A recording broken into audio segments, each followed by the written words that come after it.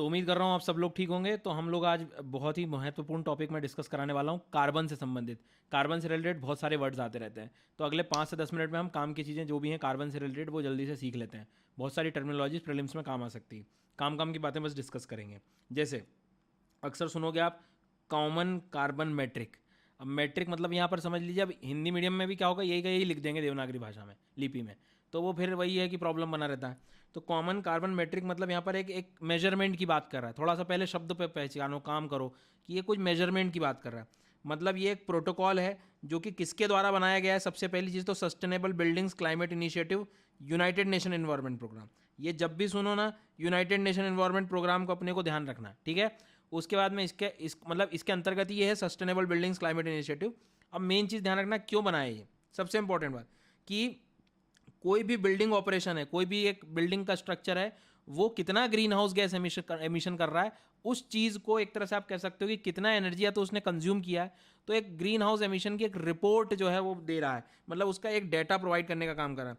तो primary objective क्या है, enabling precise measurement of improvements in energy efficiency in building operation, support efforts to reduce the greenhouse emissions. Simple सी कहानी है, एक building है, काम कर रही है, मतलब बिल्डिंग ऑपरेशंस हो रहे हैं, उसमें जो है ग्रीन हाउस गैस कितना एमिशन हो रहा है, तो यदि कैलकुलेशन हो पाएगा, उसको देख पाएंगे हम लोग, तो कम से कम उस चीज़ पर हम और उसको ठीक करने के लिए, ग्रीन एनर्जी या ग्रीन बिल्डिंग को बेहतर करने के लिए या ग्रीन बिल्डिंग की तरफ जाने के लिए हम लोग प्रयास कर सकते हैं। तो common carbon metric, United Nation environment programme, sustainable buildings and climate initiative के द्वारा, और इंपॉर्टेंट बात, बिल्डिंग ऑपरेशंस के दौरान जितना भी ग्रीन हाउस एमिशन हो रहा है उसमें कितनी क्या चीज़ें निकल रही हैं, वो सारी चीज़ें जो है एमिशंस को एक तरह से देख रही है, ठीक है। कार्बन सिक्विस्ट्रेशन, कार्बन पृथक्करण, कई बार इसमें एक शब्द आप लोग देख लेते हो। तो कार्बन सिक्विस्ट्रेशन का मतलब होता है कि आप कार्बन को कितना बेहतर तरीके से स्टोर कर रहे हैं। मतलब एक पेड़ को हम इतना महत्व क्यों देते हैं, क्योंकि ये जो बाहर निकल रहा है कार्बन एटमॉस्फेयर में, जो कभी ग्लोबल वार्मिंग करेगा, क्योंकि ये कार्बन ग्रीन हाउस गैस है। तो ये एक तरह से CO2 का एग्जाम्पल ले लो, तो सारा सनलाइट जो है वो रेडिएशन उसमें एब्जॉर्ब होगा। तो हम क्या करते हैं, पेड़ लगा रहे होते हैं, तो पेड़ लगाने से क्या होगा कि ये बाहर का वायुमंडल का कार्बन वो अवशोषित कर लेगा। तो पृथक्करण में यही करते हैं, हम स्टोर कर रहे होते हैं कार्बन को, चाहे plant, soil, ocean, geological formations in the long term. ध्यान रखना, ओशियन की मदद से, प्लांट की मदद से, सॉइल की मदद से, और जो जियोलॉजिकल फॉर्मेशंस होते हैं उनकी मदद से, ठीक है। इसमें ध्यान रखना, जैसे टेरेस्ट्रियल सिक्वेस्ट्रेशन के बारे में यदि हम लोग बात करें, तो उसमें फोटोसिंथेसिस अप्लाई, जैसे पेड़ अप ले रहा है, मतलब तो ये चीज़ क्या हो गई, फोटोसिंथेसिस वाली प्रक्रिया, प्रकाश संश्लेषण। कई बार हम लोग देखते हैं कि जियोलॉजिकल फॉर्मेशन में, अब उदाहरण के तौर पे, जैसे फॉर एग्जांपल ओशियन का क्रस्ट है। अब ओशियन का क्रस्ट नॉर्मली आप देखोगे तो जब वो अंदर जा रहा होता है मैग्मा लावा के अंदर, तो वो भी इनडायरेक्टली वहाँ चला गया या अंदर पृथ्वी के अंदर चला गया, उदाहरण के तौर पे। फिर कई बार कार्बन कंटेंट जो है, अब मान लीजिए पेड़ पौधे जो है अंदर धंस गए, तो भी एक कोयले के फॉर्म में एक तरह से स्टोरेज हो गया। ओशन सिक्वेस्ट्रेशन में कई बार हम देखते हैं कि नॉर्मली ओशन में भी आपको कार्बन डाइऑक्साइड डिजॉल्व पैटर्न पे दिखाई दे रहा होता है, ठीक है। तो कहने का मतलब ये है, सीधी सी बात है कि कार्बन सिक्वेस्ट्रेशन का मतलब स्टोरिंग कार्बन, कार्बन को किस तरह से आप स्टोर कर पा रहे हो। मिट्टी में हो जाता है, सॉइल में कार्बन, तो कार्बन का कहाँ कहाँ पर फॉर्म जो है इकट्ठा हो सकता है, वो चीज़ यहाँ पर बात करने की प्रयास कर। कोल माइन हुआ, ऑयल गैस रिजर्व, इनमें सब में हमें कार्बन तो हमें देखने को मिलेगा ही, तो कार्बन उसके लिए बात कर रहा है। तो आगे बढ़ने से पहले एक बहुत ही महत्वपूर्ण जानकारी यहाँ पर हम लोग देख लेते हैं कि अनअकैडमी पर नए जो बैचेस शुरू हो रहे हैं 30 दिसंबर से हो रहे हैं, और यहाँ पर फाउंडेशन बैच भी अवेलेबल है आप लोगों के लिए 2025 के लिए, लक्ष्य बैच भी है हिंदी मीडियम के लिए, और रफ्तार बैच भी जो इस बार प्रीलिम्स देने वाले हैं 2024 में। और गेस्ट डिस्काउंट जो है वो 50% ऑफ है, अप टू 50% ऑफ, साथ में 6 महीने का एडिशनल बेनिफिट भी, जहां पर आप इंडिया के टॉप एजुकेटर्स के द्वारा अपनी लर्निंग ले सकते हैं, अनलिमिटेड एक्सेस ले सकते हैं कोर्सेज और बैचेस का। प्रैक्टिस क्वेश्चंस हैं जो कि 24,000 प्लस आपको देखने को मिलेंगे, प्रीलिम्स और मेंस टेस्ट सीरीज, मतलब आप इस बहाने अपनी पूरी प्रिपरेशन को एक बेहतर लेवल पर ले जा सकते हैं। सो इन बैचेस को ज़रूर अटेंड करें और मेरा कोड यूज़ करें SGYT10 फॉर द डिस्काउंट। तो अब इस बार जो है आपको कार्बन रेनबो के बारे में पता होना चाहिए, ठीक है। आगे कार्बन रेनबो, अब रेनबो मतलब यहाँ पर कुछ कलर कॉम्बिनेशंस लिए हैं और उससे पता करना होता है कि उससे रिलेटेड कार्बन का है क्या है। जैसे पर्पल का पूछ सकता है एग्जाम में कि भाई पर्पल कार्बन क्या होता है। तो ऐसा कार्बन जो कि एक तरह से इंडस्ट्रियल और एयर एमिशन के थ्रू जो है कैप्चर किया गया हो, उस कैप्चरिंग वाले कार्बन को हम पर्पल कार्बन कहते हैं। सभी कार्बन को एक जैसा कंसिडर नहीं करना है, ठीक है, ध्यान रखना। ब्लू वाला जो होता है जैसे समुद्र में एल्गी के थ्रू जो चीज़ एक तरह से आप कह सकते हो कि स्टोर हो रही हो, तो carbon stored in ocean plants and sediment जिसको हम कह सकते हैं। टील का मतलब यहाँ पे वेटलैंड, फ्रेश वाटर में, अब ओशन का थोड़ा सैलाइन आप कह सकते हो, फ्रेश वाटर में जो भी उस इन्वायरमेंट में जो भी स्टोर होगा। ग्रीन से संबंधित जो हमारे टेरेस्ट्रियल पेड़ पौधे जो होते हैं वो ग्रीन कार्बन हो गया। इधर वो आपसे पूछ सकता है कि ब्लैक कार्बन का मतलब क्या, तो जो ऐसे फॉसिल फ्यूल जो रिलीज हो रहे हो, मतलब फॉसिल फ्यूल से जो कार्बन रिलीज हो रहा हो उसको हम ब्लैक कहेंगे। ग्रे हमारे लिए इंडस्ट्रियल एमिशन जो हो रहा है, इंडस्ट्री से जो एमिट हो रहा है वो। ब्राउन मतलब एक तरह से ऑर्गेनिक मैटर जो होता है हमारा, जैविक जो भी चीज़, उसका एक तरह से जल के जो ऑक्सीजन मतलब कार्बन जो निकल रहा होता है। और रेड का मतलब स्पेशली ध्यान रखना आइस से संबंधित है भैया, ठीक है। मतलब एक तरह से carbon release through biological particles on snow, जो बर्फ़ के क्षेत्र है उसमें जो बायोलॉजिकल पार्टिकल है, कहीं भी डिकम्पोजिशन वगैरह चल रहा है तो उस दौरान जो कार्बन रिलीज़ हो रहा है, ठीक है। फिर क्या होता है कि वहाँ पर एक तरह से आप कह सकते हो दैट रिड्यूसेस द एल्बिडो, का मतलब ये कि थोड़ा सा कॉम्बिनेशन वाइट कलर से थोड़ा रेडिश हो जाता है। कई बार हम देखते हैं क्योंकि कुछ रेडिश एल्गी लग गई है या एक तरह से जिसके कारण एल्बिडो कम हो गया, तो थोड़ा एटलीस्ट स्नो से संबंधित याद रखना कि स्नो वाले रीजन में कार्बन जो रिलीज़ हो रहा है due to the biological processes particles, और एक तरह से जो स्नो के ऊपर है उसका संबंध है यहाँ पर रेड पे, ठीक है। फुटप्रिंट अक्सर सुना होगा आपने, पर फुटप्रिंट सही समझ में नहीं आता हमें। भाई सिंपल सी बात याद रखना कि जो कार्बन फुटप्रिंट होता है वो क्या है। कार्बन फुटप्रिंट का मतलब सीधी सी बात है कि एक परछाई, एक छाप। जैसे हम कोई व्यक्ति चला गया तो जाने कहाँ से गया, किस रास्ते से गया, पता कैसे लगता है हमें, उसके पदचिन्हों से। तो कार्बन फुटप्रिंट एक्चुअल में एक ऐसा मेजरमेंट है कि अब तक आपने कहाँ कहाँ पर कितना एमिशन किया है, ठीक है। बिल्डिंग्स के द्वारा, agriculture, road transportation, other energy, मतलब क्या कि WHO डिफाइन करता है कि अमाउंट ऑफ कार्बन डाइऑक्साइड कितना रिलीज किया है आपने एटमॉस्फेयर में, इससे संबंधित है। थोड़ा सा ध्यान रखना, भूलना मत कि आपने ओवरऑल अब तक किसी देश का ले लो, कोई भी चीज़ का एक, कि आपने कितना फुटप्रिंट छोड़ा है, मतलब कितने जो है आपने पदचिन्ह छोड़े हैं, मतलब कार्बन कितना अब तक जो है आपने उत्सर्जन किया है, उस चीज़ को यहाँ पर ये वो ध्यान रखने की बात कर रहा होता है। कहीं कहीं इंडिविजुअल, फैमिली, ऑर्गेनाइजेशन, हर जगह ये कैलकुलेट किया जा सकता है। कार्बन बॉम्ब्स बहुत सिंपल सा टर्म है जो अपने को ध्यान रखना है। कई बार हमें एक तरह से आप ये कह सकते हो कि समझ नहीं आएगा जब पहली बार सुनोगे तो। भाई सीधी सी बात है, ऑयल और गैस प्रोजेक्ट जब कई बार हम देखें कि बिलियंस ऑफ टन जो है CO2 एमिट करता है ये, तो ये कार्बन बॉम्ब्स कहलाते हैं। तो कल को कोई भी पूछे कि कार्बन बॉम्ब का संबंध किससे है, तो फॉसिल फ्यूल का जो एक्सट्रैक्शन कर रहे होते हैं उस दौरान जो एमिशन होता है उससे संबंधित जो है अपने को ध्यान रखना है। कई बार ऐसे 190, 195 ऐसे प्रोजेक्ट हैं जो एक तरह से आप कह सकते हो कि इस तरह का एमिशन अभी फिलहाल करते रहते हैं, तो ये याद रखना। कार्बन फर्टिलाइजेशन समझ ही नहीं आता, पहली बार सुनेंगे। आपने कई बार देखा होगा कि ठंडी जगहों पर जब सनलाइट ही नहीं है तो अब देखो CO2 का रोल क्या है, CO2 का होना भी अच्छी बात है, ज़्यादा होगा तो दिक्कत है, क्योंकि CO2 के होने से हमें मालूम है अर्थ के रेडिएशन ब्लॉक हो जाते हैं। CO2 जो है वो अर्थ के रेडिएशन को ब्लॉक करती तो थोड़ी गर्मी बनी रहती। अब जहाँ सनलाइट नहीं है वहाँ तो अच्छी चीज़ है इसका होना थोड़ा बहुत। तो कार्बन फर्टिलाइजेशन एक तरह से आप ये कह सकते हो कि कार्बन डाइऑक्साइड फर्टिलाइजेशन भी इसको हम कई बार कहते हैं। इसका मतलब ये है कि ओवरऑल हम लोग कार्बन डाइऑक्साइड के लेवल बढ़ाते हैं, समझ रहे हो। ठंडी जगह है, जैसे मान लीजिए उदाहरण के तौर पे ये फोटोसिंथेसिस वगैरह होगा, कब होगा, जब CO2 होगा। अब उदाहरण के तौर पे कई बार ऐसा देखा जाता है कि यदि कोल्ड क्लाइमेट वाले रीजन हैं तो वहाँ पर कार्बन डाइऑक्साइड का लेवल बढ़ा दिया जाता है एटमॉस्फेयर में, ताकि प्लांट ग्रोथ बेहतर हो सके। क्यों? क्योंकि CO2 का रोल फोटोसिंथेसिस में भी होता है। तो कई बार क्रॉप वगैरह में, वेजिटेबल स्पेशली, ठीक है, उदाहरण के तौर पे टोमेटो वगैरह लगाना, तो एक कंट्रोल्ड इन्वायरमेंट में ये चीज़ करते हैं हम लोग। तो कल को कार्बन फर्टिलाइजेशन की बात करें ना, सीधी सी बात याद रखना, इसमें हम लोग कार्बन डाइऑक्साइड के लेवल बढ़ाते हैं, ठीक है, ताकि हम लोग बेहतर प्लांट ग्रोथ कर सकें। इस चीज़ को थोड़ा सा ध्यान रखना, क्योंकि कार्बन डाइऑक्साइड भी एक बहुत एसेंशियल न्यूट्रिएंट है फॉर द प्लांट। एटलीस्ट हम ये तो कह सकते हैं कि ईल्ड को लेकर, फोटोसिंथेसिस को लेकर सारी चीज़ें तो ठंडे क्षेत्रों में काम आ जाती है। तो CO2 को हम बढ़ा रहे हैं, पर ध्यान रहे पूरे वायुमंडल की नहीं कह रहा है वो, जितनी जगह ज़रूरत है उतनी जगह पे। कार्बन ऑफसेट, ऑफसेट का मतलब भरपाई कर देना एक तरह से।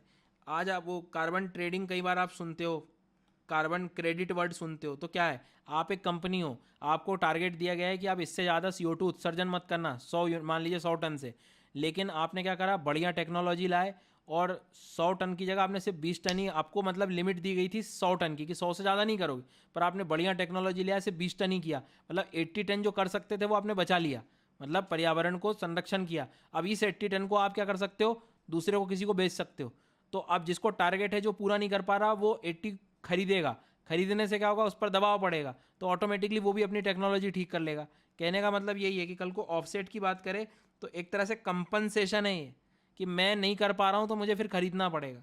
तो compensate for the greenhouse gas emission by supporting project that reduce emission और remove carbon dioxide from the atmosphere. मतलब ऐसे प्रोजेक्ट जो कार्बन डाइऑक्साइड को कम कर सकते हैं उनको बढ़ावा देना। कैसे बढ़ावा दोगे, तो जैसे मान लीजिए फॉर एग्जांपल कि मैंने एक उद्योग खोला और मुझे बोला गया कि भाई सपोज लेट से कि 70 टन से ज़्यादा मैं CO2 नहीं कर सकता हूँ, लेकिन मैं कंट्रोल ही नहीं कर पा रहा हूँ, 150 टन जो है एमिट हो रहा है, तो ये जो गैप है कैसे फिल होगा, तो मुझे इतने ही गैप का कोई ऐसे उद्योग से या किसी दूसरे व्यक्ति से खरीदना होगा, उतना परमिट या उतना क्रेडिट खरीदना होगा, ताकि मैं फिर इतना जो है एमिट कर पाऊँ। अब वो कब बेचेगा, जब उसके पास होगा सामने वाला भी, तो अब उसको क्या मोटिवेशन, तो उसको पैसे मिलेंगे मान लीजिए उदाहरण के तौर पे, तो एक तरह से वो और फिर अपने एनर्जी को रिन्यू मतलब इंडस्ट्री को और बेहतर कर पाएगा। तो जो कार्बन क्रेडिट होता है वही एक तरह से कार्बन ऑफसेट की तरफ आप लोग इसको थोड़ा सा समझ लें, ठीक है। तो मतलब आप कंपनसेट करना चाह रहे हैं एक तरह से, कि एक ऐसा तरीका है जिससे आप एटलीस्ट ये जो एमिशन हो रहा है इसको और बेहतर हम लोग जो है रोक पाएँ, ठीक है।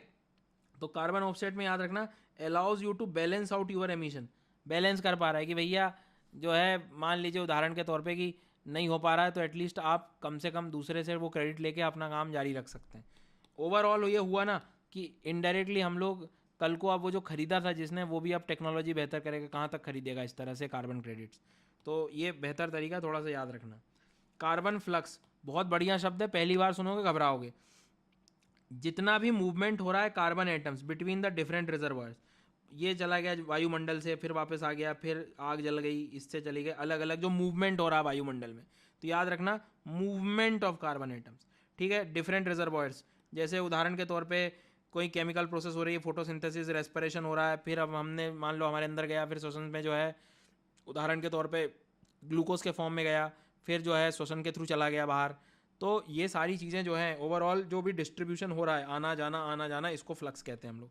तो एक्सचेंज हो रहा है जो एटमॉस्फेयर से ओशियन, ओशियन ये वो, इस तरह से सारी चीज़ें, ठीक है। बेसिक अंडरस्टैंडिंग रखो, आगे बढ़ो। कार्बन न्यूट्रलिटी, न्यूट्रल हो जाना, बराबर हो जाना, जीरो की तरफ ले जाना। इसका ये मतलब नहीं कि कार्बन एमिशन छोड़ दिया हमने, सीधी सी कहानी है।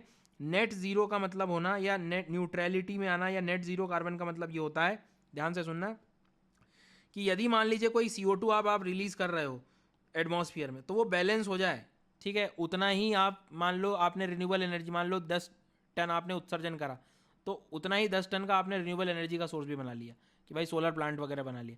तो मतलब आप बैलेंस करने में लगे कि जितना उत्सर्जन मैं कर रहा हूँ उतना ही जो है मैं और ग्रीन टेक्नोलॉजी में वो करूँगा, ताकि आगे भविष्य में आते समय इनका ओवरऑल जो है एमिशन कम हो सके। तो सीधी सी कहानी है, कोई भी कंट्री, कोई कंपनी के बारे में यदि हम लोग बात करें तो वो क्या करता है, अपना ग्रीन हाउस एमिशन कम करता है जितना हो सके, ताकि ओवरऑल वो बैलेंस हो सके कि भाई आपने कितना, जैसे मान लो एक्स अमाउंट निकाला तो आपने उसको कैप्चर भी किया कि नहीं पर्यावरण से, उतने पेड़ लगाए कि नहीं आपने, तो न्यूट्रल बनाना, निकालना बराबर कैप्चर किया, ये चीज़ न्यूट्रलिटी होती है। इसका ये मतलब मत समझना है कि एमिशन ही रोक दिया पूरा, ठीक है। आज मान लीजिए कि मैंने 100 टन CO2 छोड़ा, पर उतने पेड़ लगा दिए उस चीज़ को वापस लाने के लिए, तो बात हो गई क्या, न्यूट्रलिटी वाली। कार्बन को कैप्चर कर लो, यूटिलाइज कर लो, स्टोरेज कर लो। कई बार ऐसा होता है कि अब मान लो एक्सेस कार्बन है, तो उसको आप स्टोर करके बाद में कहीं दूसरी जगह पे यूज़ भी कर सकते हो, ताकि स्टोर करने में एक तो फ़ायदा ये हो गया कि एक्सेस जो था वो आपके पास कहीं स्टोर होकर रख गया, जो क्योंकि एटमॉस्फेयर में रहता तो वो ग्रीन हाउस गैस इम्पैक्ट डालता, मतलब एटमॉस्फेयर में रहता तो पृथ्वी को गर्म करता। तो कार्बन कैप्चर के बारे में बात करें, यूटिलाइजेशन स्टोरेज का मतलब यहाँ पर यह है एक ऐसी टेक्नोलॉजी जिसमें हम कार्बन डाइऑक्साइड को अलग अलग इंडस्ट्रियल पावर जनरेशन फैसिलिटी के लिए, एक तरह से आप कह सकते हो, हम लोग ओवरऑल इसको एक तरह से कैप्चर कर लेते हैं, फिर स्टोर कर लेते हैं और फिर ज़रूरत पड़ने पे यूटिलाइज़ कर लेते हैं। जैसे उदाहरण के तौर पे यहाँ पर आप देख रहे हैं कि ये जो CO2 वगैरह जो यहाँ दिखाई दे रहा है, इनका हम बाद में यूटिलाइजेशन कर सकते हैं। उद्योग से ये निकल रहा है उसको हमने कैप्चर किया, हो सकता है सॉइल वगैरह में इसको अलग अलग जगह पे हम स्टोर भी कर सकते हैं, और फिर फाइनली जो है उसका यूज़ कर सकते हैं। नाम से समझ में आ रहा है, तो ऐसी व्यवस्था भी है, ध्यान रखना कि इंडस्ट्री और power generation facilities that utilize biomass of fossil fuels as well as directly from the atmosphere, once captured the CO2 can be compressed, देख रहे हो, आपने कैप्चर कर लिया, मतलब उसको स्टोर कर लिया, ठीक है। उसके बाद में क्या कह रहे हैं, बाद में आप इसको जो है अलग अलग जगहों पर अलग अलग उद्योगों में इस्तेमाल कर सकते हो। कहने का मतलब वो वायुमंडल में अपने को उसको खाली नहीं छोड़ना है, उसको या तो कैप्चर कर लो, कहीं यूज़ कर लो, क्योंकि वही बात है कि ज़्यादा फिर उसको एक तरह से आपने छोड़ा तो वो ग्रीन हाउस मतलब ग्लोबल वार्मिंग की तरफ जाएगा। कार्बन फाइबर सुना होगा, ग्रेफाइट फाइबर की है, ये पॉलीमर है एक प्रकार का बहुलक जिसको हम कहते हैं, 5 गुना स्ट्रॉन्गर है। ये प्रीलिम्स में एग्जाम आ सकता है, एग्जाम में क्वेश्चन आ सकता है कि कार्बन फाइबर जो होते हैं वो काफ़ी मजबूत होते हैं। जी हाँ, ये स्टील और एक तरह से आप कह सकते हो उससे 5 गुना स्ट्रॉन्ग है। कई बार हम देखते हैं तो ओवरऑल हम ये कह सकते हैं कि अलग अलग नॉर्मली फॉर एग्जांपल इंडस्ट्रीज़ में इसका यूज़ है, और मैन्युफैक्चरिंग बहुत सारे ऐसे पार्ट्स होते हैं तो मैन्युफैक्चरिंग में भी इनका कई सी चीज़ों के लिए इस्तेमाल हो जाता है जहाँ स्ट्रेंथ की ज़रूरत होती है। तो जो इंजीनियर्स वगैरह हैं उनकी डिज़ाइनिंग वगैरह में जो है काफ़ी ज़्यादा इसका इस्तेमाल किया जाता है। तो कार्बन फाइबर भी याद रखना एक ग्रेफाइट का फॉर्म है, मतलब ग्रेफाइट फाइबर की तरह इसको याद रखना। Carbon border adjustment mechanism, prelims का एक क्वेश्चन आ सकता है कि ये इनिशिएटिव किसका है, किसके द्वारा लाया गया, तो एटलीस्ट याद रखना यूरोपियन यूनियन का। नाम से समझ में आ रहा है, सीधी सी बात है, कोई बाहर से कोई भी चीज़ सामान आएगा फॉर एग्जांपल, तो उसने उसका एक तरह से पैसा या जो भी, मतलब उदाहरण के तौर पे जैसे सीमेंट वगैरह का एग्जांपल ले लो आप, कि जैसे सीमेंट आया, एल्यूमिनियम बाहर से आया, या हाइड्रोजन आयन या आयरन एंड स्टील इंडस्ट्री वगैरह ये चीज़ें आई, तो वो जब यूरोपियन रीजन में जाएगा तो उसको टैक्स देना पड़ेगा उतना ही, ताकि अब होता कुछ नहीं है देखो, अब जब वो यहाँ यूरोप में आ रहा है तो आने के लिए कहीं मैन्युफैक्चर हुआ होगा, तो वहाँ कार्बन उत्सर्जन किया होगा। यदि मैं उस पर टैक्स लगाना शुरू कर दूँ कि आप मेरे देश में यदि आए आ रहे हैं, मतलब सामान वो आ रहा है, यदि मैं टैक्सेबल उसको कर दूंगा तो वो अपने उद्योगों को भी ठीक करेगा। टैक्स किसके नाम से, एक तरह से कार्बन के नाम से, कि भाई कार्बन एमिशन हुआ होगा ना, तो उस चीज़ की भरपाई करिए आप, तो एक दिन कभी ना कभी वो ग्रीन टेक्नोलॉजी पे फिर आ जाएगा। तो यहाँ पर देखो क्या है कि एक तरह से प्रपोजल है किसके द्वारा, यूरोपियन यूनियन के द्वारा, to impose a tax on carbon intensive products like cement, इन पे कार्बन पे एक तरह से मतलब टैक्स लगा सके हम लोग। इसका उद्देश्य क्या है, जो भी मतलब जो भी कार्बन प्राइसिंग वगैरह को लेकर, या एक तरह से आप कह सकते हो कि जितना उनको कार्बन उत्सर्जन में थोड़ी बहुत रुकावट थी कि भाई आपको थोड़ा कार्बन कम उत्सर्जन करना है, उसमें कोई भी डिस्क्रिपेंसी वगैरह भी आती है तो एटलीस्ट उसकी भरपाई हो सके। नहीं कुछ तो इतना तो समझ में आना चाहिए कि कार्बन बॉर्डर एडजस्टमेंट मैकेनिज्म में किसके द्वारा आया, तो यूरोपियन यूनियन के द्वारा आया। ऐसे उद्योग जो कार्बन उत्सर्जन कर रहे हैं उनसे एक तरह से टैक्स वसूलने की व्यवस्था है। इतना भी आप याद रख लोगे तो भी आपका काम हो जाएगा। दूसरी इंपॉर्टेंट बात, कई बार इसको carbon border tax, carbon leakage instrument वगैरह भी बोला जाता है। दूसरी चीज़ ये ध्यान रहे कि ये जो गुड्स यूरोपियन यूनियन में ओरिजिनेट हो रहे हैं उनके लिए नहीं है, बाहर से आने वालों के लिए। यह हालांकि 2026 की कहानी है, पर ठीक है, थोड़ा सा आइडिया रखना। ग्लोबल कार्बन बजट रिपोर्ट, यहाँ एक बहुत अच्छी चीज़ सिखाने वाला हूँ। ध्यान रखना कि ये जो रिपोर्ट है, या इसको आप कह सकते हो कि जो ग्लोबल कार्बन बजट जो आई है या रिपोर्ट है, किसके द्वारा आया है, तो ये ध्यान रखना ग्लोबल कार्बन प्रोजेक्ट के द्वारा पब्लिश हुआ है। ये क्वेश्चन यहाँ ये आ सकता है कि ग्लोबल कार्बन प्रोजेक्ट एक तरह से ऑर्गेनाइजेशन है, ध्यान रखना, जो कि स्पेशली डील करता है ओवरऑल कार्बन से संबंधित या एमिशन से संबंधित, उसका एक तरह से डिटेलिंग दे रहा होता है। मतलब ओवरऑल रिपोर्ट मतलब क्या, कि कितना एमिशन हुआ, ये सारी चीज़ें। तो एक चीज़ ध्यान रखना कि ये लोग जो प्रोजेक्ट हैं, किसका, ग्लोबल कार्बन प्रोजेक्ट जो है, इसके अंतर्गत ये लोग एक तरह से बजट वगैरह बना रहे होते हैं। तो उसमें कार्बन डाइऑक्साइड, मीथेन और नाइट्रस ऑक्साइड, ये 3 गैसों का बजट बनाते हैं। 3 जो डोमिनेंट ग्रीन हाउस गैस है, कार्बन डाइऑक्साइड, मीथेन और, तो ये जो है इसमें कुछ नहीं कर रहे होते हैं कि एटलीस्ट याद रहे कि जो ग्लोबल कार्बन प्रोजेक्ट है उसके अंतर्गत कौन सी 3 गैसेज आती हैं, तो CO2, मीथेन आती हैं, ठीक है, भूलना नहीं, इंपॉर्टेंट है, और नाइट्रस ऑक्साइड आती हैं। तो याद रखना, जो लार्जेस्ट एमिटर होंगे जैसे चाइना, US वगैरह, तो ये सब पता कैसे लगता है हमें, तो ये पता लगते हैं कि मतलब ये रिपोर्ट के द्वारा हमें पता लगता है कि ये सबसे ज़्यादा एमिशन इन्होंने किया, आगे भी होता रहेगा। इस तरह की ये सब रिपोर्ट जो है, या आप कह सकते हो कि उसकी डिटेलिंग इनके द्वारा आई। तो क्वेश्चन ये आ सकता है, ग्लोबल कार्बन बजट रिपोर्ट किसके द्वारा आई, तो ग्लोबल कार्बन प्रोजेक्ट के द्वारा आई। क्या ये सिर्फ कार्बन बजट निकालता है, नहीं, ये मीथेन का भी आएगा, नाइट्रस ऑक्साइड का बजट रहता है। 3 चीज़ों का याद रखना। उसके बाद में जो है डिफॉरेस्ट्रेशन का एमिशन जो है बड़ा कम देखा गया Indonesia, Brazil, democratic Republic of Congo में। तो इस चीज़ को भी जो थोड़ा सा ध्यान रखना कि ये सारे reports related with the carbon उत्सर्जन, या जिसको आप कह सकते हो एमिशन, उससे संबंधित जो है ये आती है। अब ये एग्ज़ाम में बस ये चीज़ आ सकती है कि किसके द्वारा, ये है क्या है, तो ये प्रेजेंट की गई थी एक तरह से अपने COP27 से ही संबंधित है हालांकि। तो थोड़ा सा ये जो है आप लोग और रीड कर सकते हैं इसको, एटलीस्ट इतना तो पता हो कि भाई कहाँ से आया, क्यों आया, कैसे आया। तो एक तरह से डेटा प्रोवाइड करता है एटमॉस्फेरिक कार्बन कॉन्सेंट्रेशन एमिशन की, कितना किसने कहाँ कैसे एमिट किया, कितने परसेंट में किया, किसके द्वारा आता है ये। तो ये published by global carbon budget.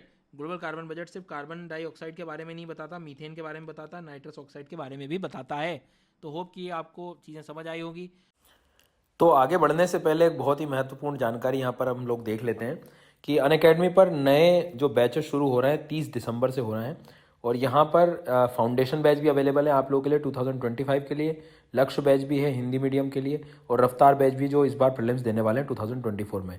और गेस्ट डिस्काउंट जो है वो 50% ऑफ है, अप टू 50% ऑफ, साथ में 6 महीने का एडिशनल बेनिफिट भी, जहाँ पर आप इंडिया के टॉप एजुकेटर्स के द्वारा अपनी लर्निंग ले सकते हैं, अनलिमिटेड एक्सेस ले सकते हैं कोर्सेज और बैचेस का, प्रैक्टिस क्वेश्चंस हैं जो कि 24,000 प्लस आपको देखने को मिलेंगे, प्रीलिम्स और मेंस टेस्ट सीरीज, मतलब आप इस बहाने अपनी पूरी प्रिपरेशन को एक बेहतर लेवल पर ले जा सकते हैं। सो इन बैचेस को ज़रूर अटेंड करें और मेरा कोड यूज़ करें SGYT10 फॉर द डिस्काउंट।